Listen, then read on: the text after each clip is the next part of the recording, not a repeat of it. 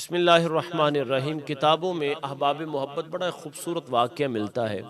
ایک انتہائی نیک اور پارسا اور صالح مرد حضرت سعید بن محمد، وہ فرماتے کہ میں ہر رات ایک چیز کو مقرر کیا کہ میں نے وہ چیز کیا کہ ہر رات میں نے حضور کی ذات پہ اتنا درود پاک پڑھنا، ایک تعداد کو مقرر کیا۔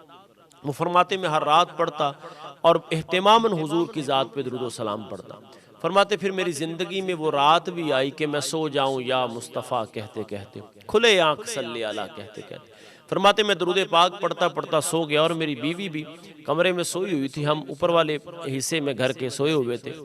تو فرماتے حضور نبی رحمت صلی اللہ علیہ وسلم کی ذات میری خواب میں تشریف لائی، اور محبوب کائنات صلی اللہ علیہ وسلم نے فرمایا کہ جو تو درود پڑھتا ہے وہ مجھ تک پہنچتا ہے، اور آج میں تیری گھر کے اندر تجھے اپنا دیدار کروانے کے لیے تشریف لایا ہوں۔ حضور تشریف لائے اور فرمایا میں تیرے ہونٹوں کو بوسہ دینا چاہتا ہوں جن سے تو میری ذات پہ اتنا محبت بھرا درود پڑھتا ہے اور مجھے یاد کرتا ہے۔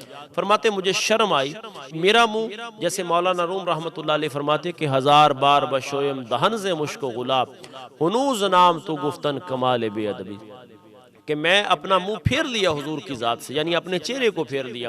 فرماتے محبوب کائنات صلی اللہ علیہ وسلم کی ذات نے پھر میری رخسار پہ بوسہ دیا۔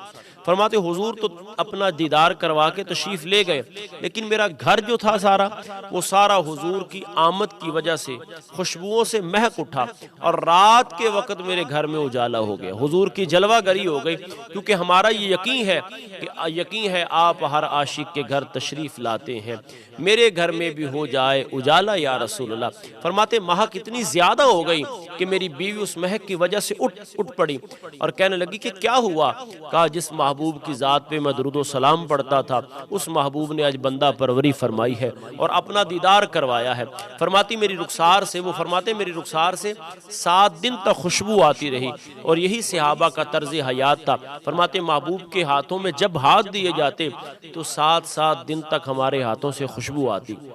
یہ میں دعوت فکر دے رہا ہوں ان نوجوانوں کو، ان بہنوں کو، ان بیٹیوں کو جو اپنے موبائل پہ طرح طرح کے معاملات میں مصروف ہو جاتے ہیں۔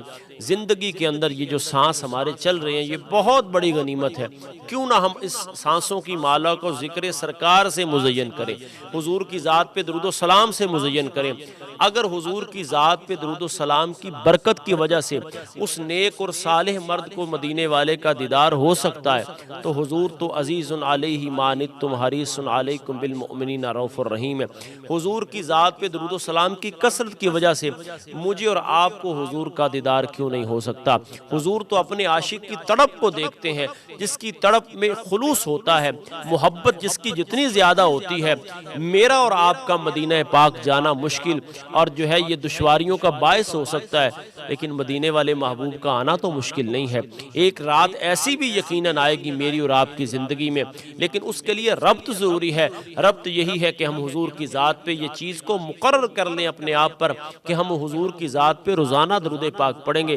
ایک مقدار کو مقرر کر لیا جائے، وہ چاہے کم تعداد میں ہو، یعنی 100 سے کم ہو یا 100 ہو، اس کو ایک مقرر کر لیا جائے کہ میں روزانہ حضور کی ذات پہ یہ درود و سلام باوضو ہو کے، اپنے لباس کو خوشبو لگا کے، اپنے وجود کو لگا کے، دو زانو ہو کے بیٹھ کر کے حضور کی ذات پہ درود و سلام پڑھوں گا۔ اس کے ثمرات یہ ہوں گے کہ میری حاضری بھی مدینے والے کی بارگاہ میں لگتی رہے گی، اور یقیناً بر یقین ہمارا اس بات پر ایمان ہے کہ نبی رحمت صلی اللہ تعالی وسلم کی ذات جلوہ گری بھی فرمائیں گی اور اپنا دیدار بھی کروا دیں گے۔ اور جب حضور اپنا کرم نوازی فرما دے، بندہ پروری فرما دے، کیونکہ محبوب تو غریب نواز ہے، حضور جب تشریف لے آئیں گے پھر انسان کو پتہ چل جائے گا کہ دنیا کے اندر اگر محبوب کی ذات پہ درود و سلام پڑھنے کے یہ فوائد اور ثمرات ہیں تو بعد وصال قبر میں اس کو مدینے والے کی ذات سے کتنا فائدہ حاصل ہوگا۔